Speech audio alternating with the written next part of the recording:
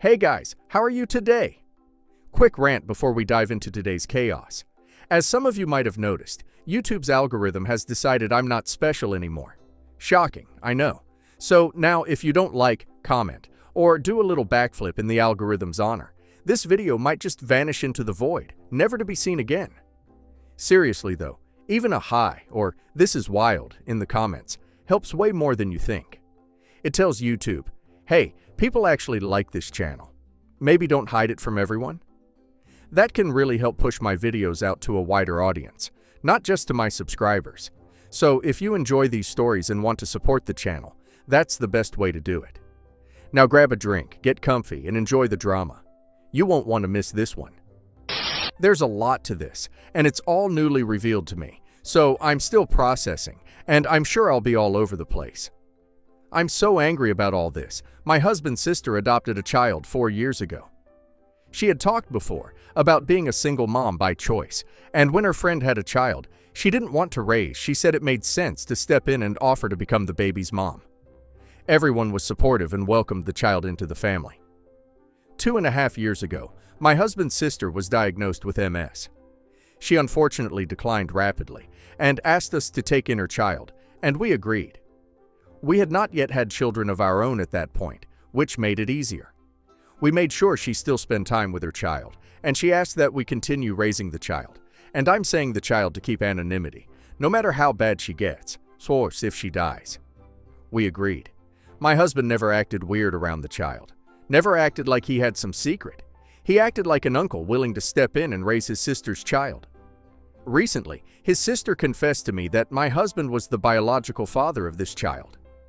She said my husband and her best friend used to hook up occasionally, and he did it again right before we got married. And this child is the result of his infidelity. I was sick.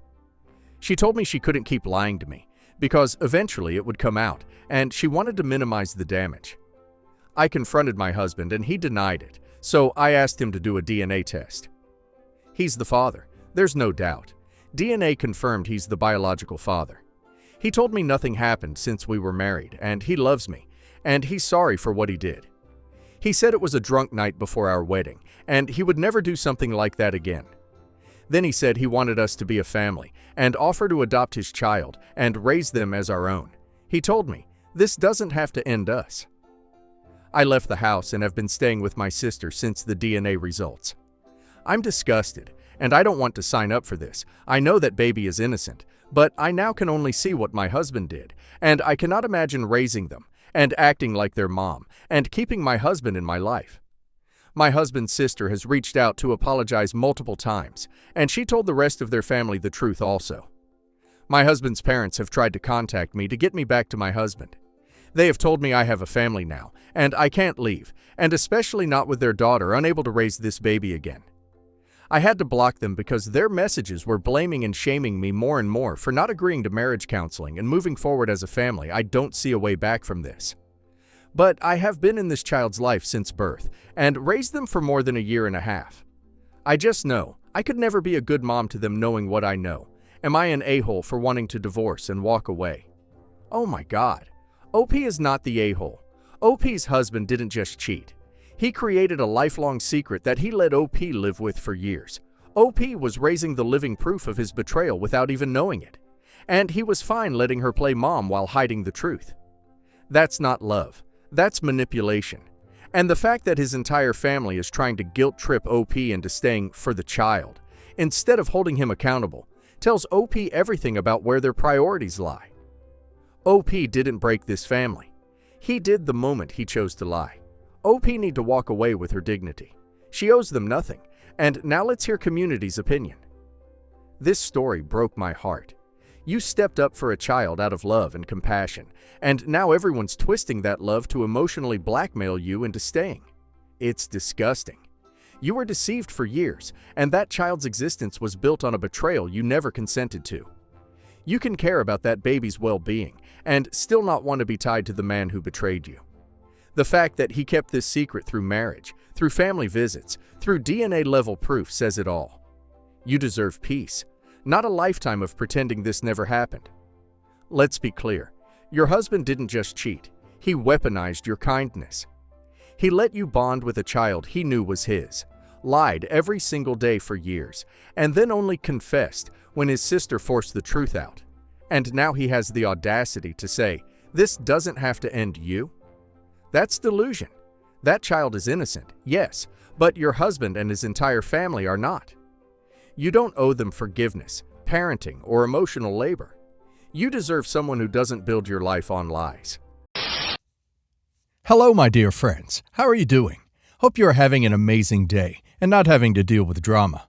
Ready for new stories I have for you today? Let's go to the first one. And don't forget to listen to the end of the story, guys, to hear my insights. Enjoy the stories, and don't forget to like and subscribe. And of course, don't forget to leave a comment. So, I, 56 female, lost my husband, Mark, 60 male, 7 months ago to a sudden heart attack. It still doesn't feel real.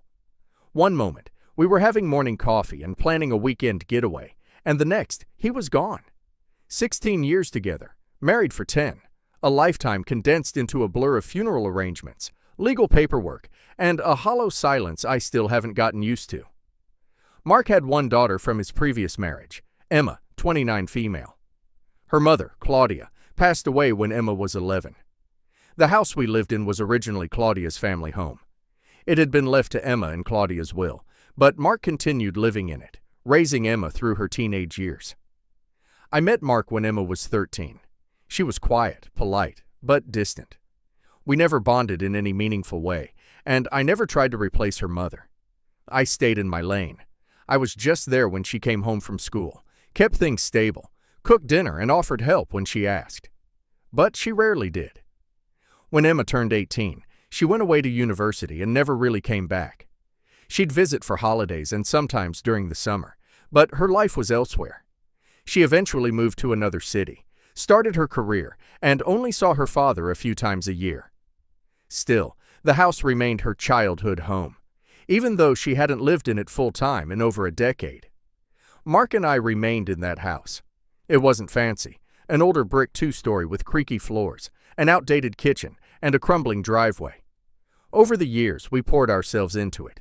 We replaced the kitchen entirely. Custom cabinets, granite countertops, new appliances. We redid the bathrooms. We landscaped the front and backyards. We tore up the cracked pathway and had beautiful stonework installed. Mark did as much as he could himself, and I contributed financially to all of it. We never discussed ownership in a formal way.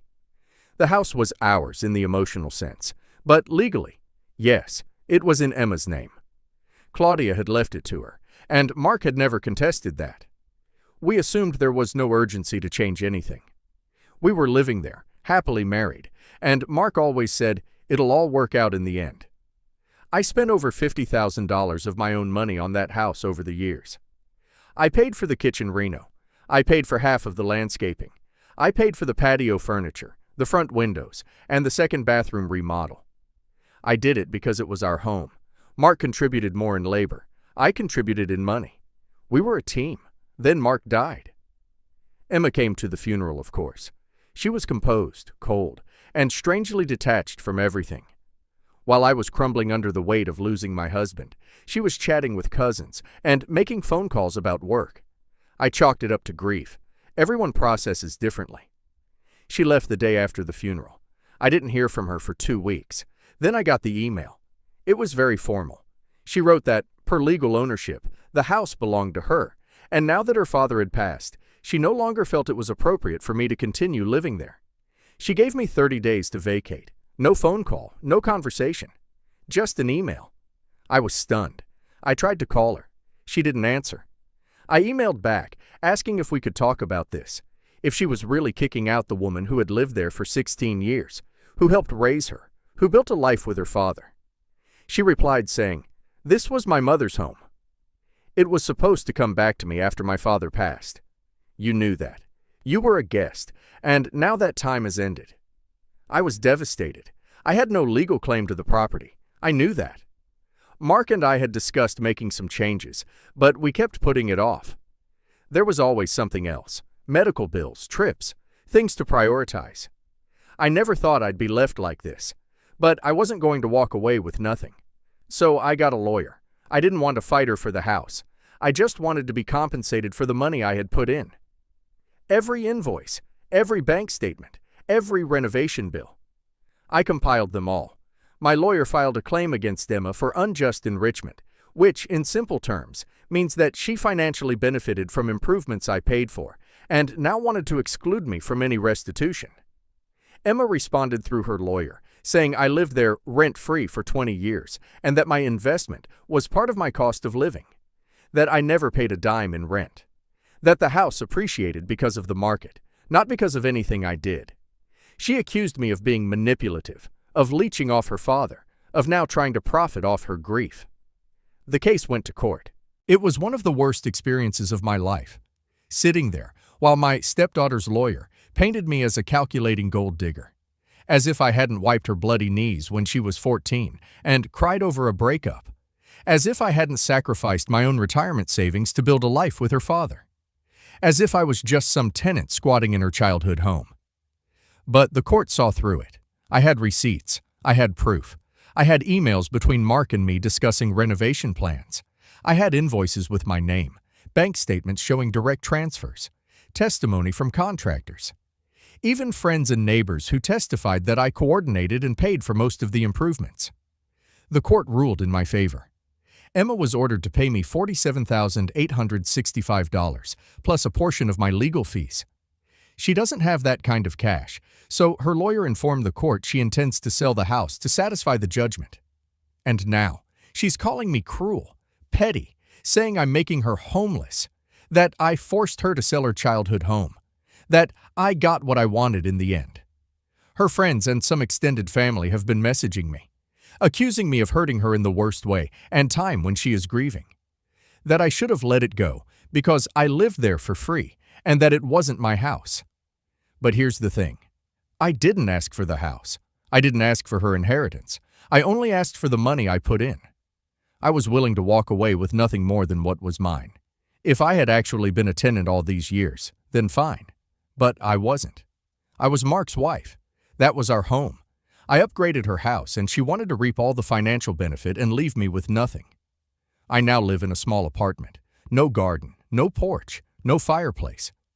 I packed up 23 years of memories and walked out with just boxes. Emma sold the house last month. It went for nearly double what it was worth when Mark and I moved in. She paid me the court-ordered amount and kept the rest. She hasn't spoken to me since. She's blocked my number. She told mutual friends that I robbed her of her past and her future. I never wanted this. I wanted peace. I wanted my husband. But now I'm stuck wondering, was I the a-hole for not just walking away? Not the a-hole. OP wasn't some tenant freeloading off her father. OP was his wife, his partner, and she invested in that home like it was hers. She wanted to erase OP from her life like she was a footnote in her father's story, but OP didn't let her. OP asked for what was fair, and the court agreed. Actions have consequences. She can be angry, but that doesn't make OP wrong. And now let's hear community's opinion. Yes, the a-hole. Yeah, legally you were in the right, but morally, you lived rent-free for 2 decades. That's worth a hell of a lot more than $50,000 in renovations. You should have walked away. That was her mother's house, and you forced her to sell it. I don't care how cold she was. You could have shown some compassion. Now she's grieving both her parents and the loss of her family home. Hope it was worth it. Not the a-hole, and let's stop pretending this was just about grief. Emma knew exactly what she was doing. She gave you 30 days to leave without even a conversation. No thank you for caring for her father. No acknowledgement of your years together. Just get out. She wanted the house, the money, and to pretend you never existed. She lost, and now she's playing the victim. You owe her nothing. I recently found out that it's okay to hate my parents, in spite of them being okay parents in some cases. I love my parents and respect them because they did take care of us growing up and all, but the way they act sometimes makes me angry. But then they turn around and act as if it never happened, so all's forgotten. The main point of contention with my parents is my sister. She is my mom's favorite. My dad, although, doesn't show obvious favoritism, always sides with mom. My sister was abroad a few years ago, finishing her master's. Now, the only reason she was even allowed to go to a different country, even if it was above our means, my mom couldn't stay without my sister by her side for even a few days, was because she promised she would work for her expenses and pay for half of the tuition and all her expenses after the first year. However, instead of trying to earn money, she would party all day with friends. And although she had a part-time job at the same place as her then boyfriend, it paid very less and she hardly worked 10 hours a week. And she left after she got a new boyfriend. So, as you would guess, she had no money for expenses or tuition. At this time, I was in my home country, working for a good company, and saving some money in spite of my parents meddling. I had a good amount of money saved and was planning to secretly go back abroad and finish my incomplete master's. I was studying abroad with a grad assistantship where they not only paid my tuition in full, but also gave me a stipend, which was more than enough for me. But my sister tattled on me, saying I have a boyfriend and he was planning to move to the country I'm in and marry me there. So they concocted a big ruse of my dad being hospitalized due to heart attack a week before my exams. Because of which, I rushed back home and missed my exams, lost the scholarship, and parents refused to let me finish my studies. As I said in the title, my mom one day asked me to show her how much I had saved in my account. When I refused, she started crying and saying I was so arrogant and materialistic that I would hide money from my own mom. I gave in and told her, and she said she wanted me to transfer that money to my dad's account so they can put it in an interest-earning deposit. I said no initially, but they created a huge scene and my mom didn't eat food all day and was crying, loud sobs, and my dad got angry and broke my phone. Eventually I agreed, and not even a week later when I asked for money to buy a new phone, they said they are sending money to sister and they won't have any left, and to adjust for now. I pleaded with them not to send her money because my uncle, who was in the same place as my sis, already told me he was trying to help my sister find jobs. But she never even attended the interviews and instead kept complaining to all who would hear that my uncle was being mean to her. My sis stayed with uncle's family for free. No rent, no food, internet, any other bills. Uncle's wife bought her loads of clothes, accessories, took her to spas and salons whenever she could, and a free ride to campus. The only thing she needed money for was to travel back from campus and her partying. Uncle also said that the college she was at would accept late payments and installment plans, even from international students. And he arranged with the international office that he would pay the fee at the end of the next year if my sister didn't have enough. I told my parents that they shouldn't send her any money because she wasn't even working and even being disrespectful to Uncle and his family when they were treating her so well, and that it's okay to show some tough love. Then, my mom said I was just jealous of my sister because she was able to study abroad and actually finish her degree, unlike me. I said, at least don't send my money because I need it. And they said, then what about all the money we spent on you from when you were born? All the hours and labor we spent on you, all the love we gave you, all the sacrifices we made. And I couldn't even say anything. I was shocked. And that day and a couple of other conversations will stay with me till the day I die. There are loads of incidents in my life where my mom made me suffer just so sis could be comfortable, happy. There are loads of incidents, even till today, where she says the moment we get rich, she expects us to treat her to a life of luxury, like a queen, so we can pay them back for taking care of us. I really feel this is entitled behavior. Edit. I love my sister, even though we were less than 2 years apart in age. I took care of her from when we were young. My parents' work had them come home at odd hours every single day, and we would play together. I would help her with homework, make snacks, etc. She did go astray in her youth and partied and all, and had a phase where she hated me because I knew her worst mistakes. But she's better now, has become more responsible, gotten married, and is happy in her life. Please, don't think bad of her because of this post. Your mother is manipulating you. Don't give her anything anymore. Move away and cut contact. They don't see you as a person. For them, you're a property. Live your own life and take care of yourself. You really shouldn't let them treat you like this. No offense, but you are stupid for falling for their manipulation and giving them your money. Please be more careful with choosing who you trust. If someone is causing scenes, it is a reason to trust them even less. My uncle was always an entitled whiner. Ever since I was little, I knew that my uncle was a freeloading baby. He was the middle child, my dad being the eldest and my aunt being the youngest. Despite being the middle child, my uncle was a lazy bum. He lived at my grandparents' house his whole life. He never moved out. He never had to pay my grandparents' rent. All he did was lay on the couch watching cartoons. My earliest memory of my uncle at my grandparents' house was of him laying on the couch watching something in Cartoon Network. He did have a job, math teacher at a school, but he still didn't help Grandma and Grandpa much. When my grandpa was still alive, I remember my dad arguing with him about my uncle. My dad, being the oldest sibling, kept demanding Grandpa be harsher on my uncle, make him pay rent or make him do chores, something. But Grandpa always refused and insisted that my uncle would come to his senses one day and realize he needed to pay his fair share. But my uncle never did learn. Grandpa died in 2007, leaving behind Grandma and a bunch of money to be split between my dad, aunt, and uncle. I remember a convo I overheard when my family was dealing with Grandpa's will and trust. The trust basically was about who was in charge of Grandma after Grandpa died. We knew Grandpa would die first since he had colon cancer. Rest in peace, Grandpa. I was with my cousin at Grandma's house. It was only a few months after Grandpa's funeral. Dad equals my dad. N.A. nice aunt. E.U. entitled uncle. Dad: excuse me? N.A. what the hell is wrong with you? E.U. you heard me. I said I should get a bigger share. Dad: what the living hell are you talking about? E.U. I said I'm entitled to more money. N.A. what for? E.U. I stayed with Ma and Pa. I took them around to the doctors. I did stuff for them. I get more than you. I assumed he was talking about my dad, since I knew from listening to my parents at home that my dad was head of the trust, since he was the oldest, and therefore was in charge of Grandpa's money, and also for Grandma's future care going forward. Dad: hell no, you didn't do crap. N.A. shushes my dad since he was beginning to swear. Dad: you didn't even want to go with us to see Pa's attorney. E.U. whatever. He walks out of the house since I hear the door slam. But this was the first instance of me seeing my uncle for what he truly was, an entitled, selfish brat who mooches off family and refuses to be independent.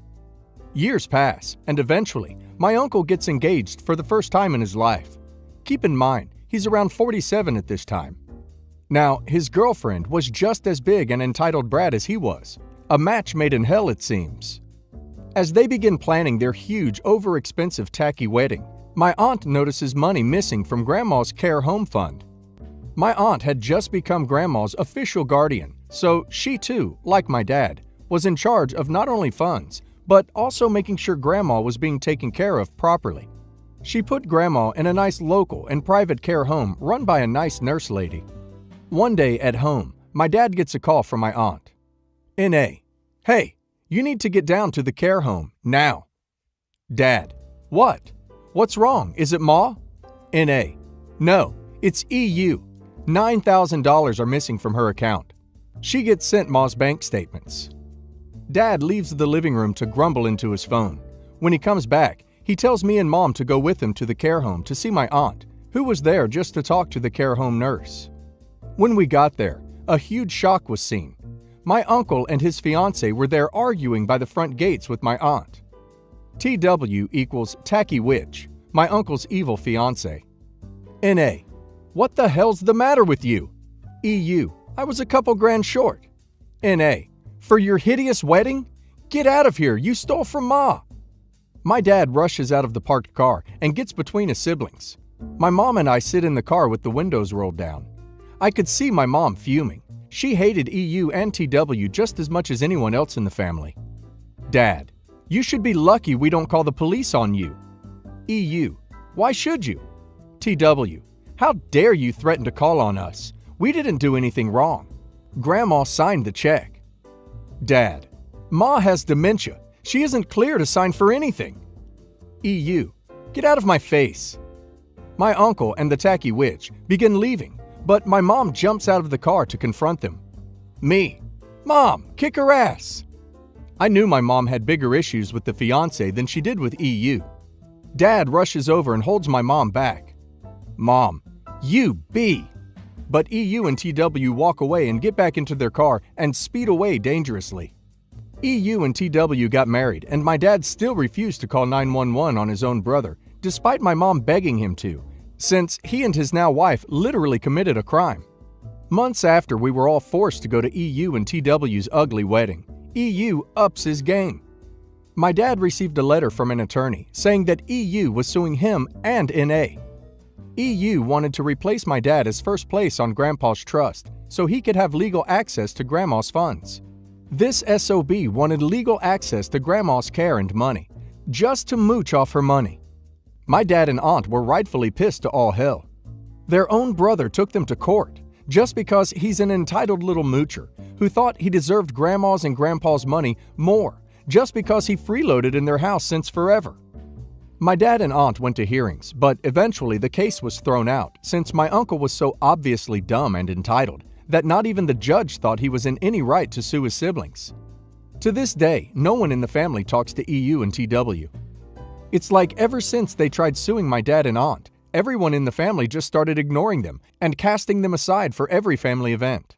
It's like I lost an uncle, but it's not like I care since he was always a creep and weirdo anyways. My sister got married last month and she mistakenly invited EU and TW. A lot of relatives from other states were there, but even they ignored EU and TW.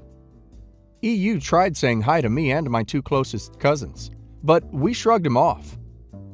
Made my blood boil. One of my lines that you absolutely do not cross is taking advantage of the elderly. Only the absolute scum of the earth stoop that low. Sorry you share blood with such a creature. My baby brother, 28 male, proposed to his girlfriend, 25 female, of 4 years this last summer. I, 31 female, found out through Facebook and a sibling group chat. A few weeks after the engagement, he sends me a package.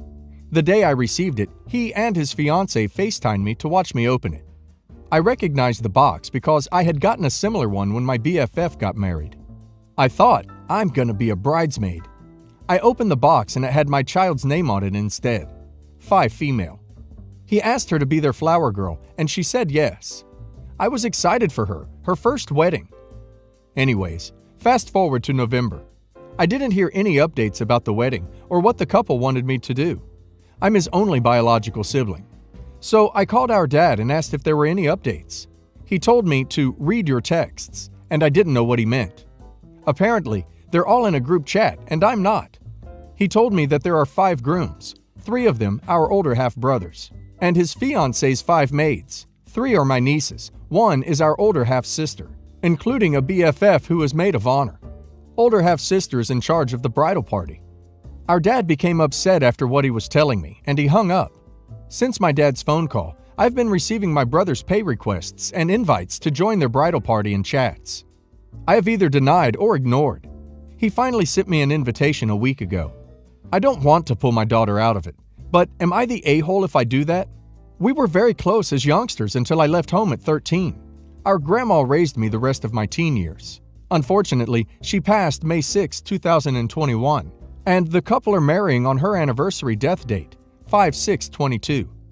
Edit. I am apologizing for not clarifying. Requests were sent, Venmo Cash Apps, to help pay for bridal party, host bar, and flower dress. I ended up ordering her one myself. Ma and Dad are paying for gifts, dinners, flowers. I'm also a single mother, and they both know that. Dad became angry at brother because I wasn't involved in anything. He said he would make my brother call me after he hung up. That's when his requests started flowing in. No calls, still haven't been added to anything. We stayed close after high school, wrote each other letters, traveled a lot after both graduating college, planned trips home for major holidays, etc. The last 2 years were hard, so I did stay away most of the time to help cope with my losses in therapy. Significant other and grandma. I've always been around sister-in-law when home for holidays. Not the a-hole. Why on earth would you spend money on a wedding you're not a participant in? At the very most, you would be on the hook for a flower girl dress. So, he has never once communicated with you after the package to ask your daughter to be a flower girl? But he is sending you payment requests? Yeah, no way. I would text him and be like, "Child was honored to be asked to be a part of your wedding, but since I have not received any communication from you about the wedding, randomly sending me money requests is really inappropriate. Sorry we can no longer be involved because of your lack of communication."